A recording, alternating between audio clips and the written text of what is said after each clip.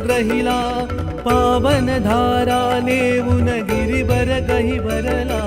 स्वर्गीय उदके भूवर स्वर्गचे अवतरला प्रवाह कल्याणार्थे अविरत